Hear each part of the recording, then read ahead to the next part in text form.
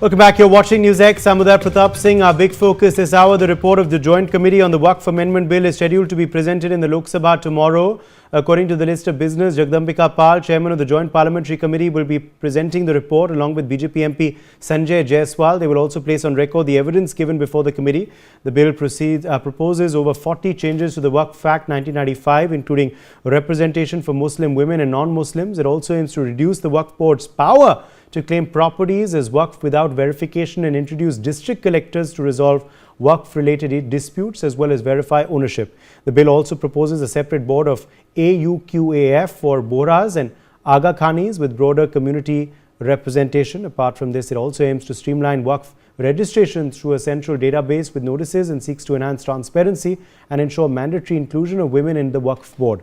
Before we delve into a discussion with our guests, let's quickly understand the concept of a Waqf, the role and organization of the Waqf board, and also quickly take a look at the registered Waqf properties list, in fact, in India. Let's quickly examine that before we, of course, open it up for our discussion. So, just talking now about firstly, what exactly is a Waqf? So, it refers to the endowment of property, assets or funds given for religious, charitable or community purposes. That is the proper definition of Waqf. What is a Waqf board? Well, a Waqf board is a body or organization that oversees and manages Waqf properties.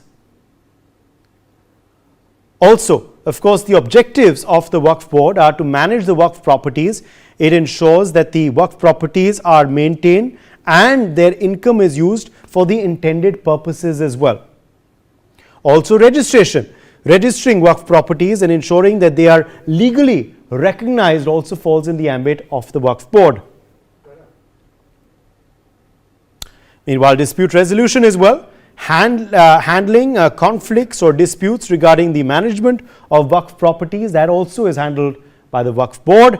Also monitoring and regulating how the Waqf assets are being used to ensure transparency and proper distribution as well. In fact, the operation now is by the Central Waqf Council in India. They oversee the national framework of the Waqf board, the rules, the regulations and whatnot. Each state has its own Waqf board to manage local Waqf properties that fall in their state's ambit or domain. And now quickly taking you through the registered Waqf properties in India. It's in fact double that figure. There were 300,000 such properties in 2009. In 2024, it stands at 8,72,292. That's more than double the figure of 3 lakhs that it was in 2009. Registered Waqf properties, if we tell you about, well, 8,72,292 covers a total land area of 9.4 lakh hectares, in fact. So, pretty large in size as well.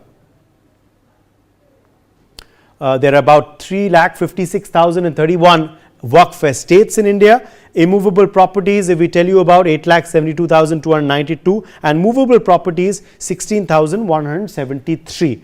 So, this is of course some more details about exactly what the Waqf is, what the Waqf board is, and how many Waqf properties of course there are in India. But now coming back of course to this much proposed and talked about JPC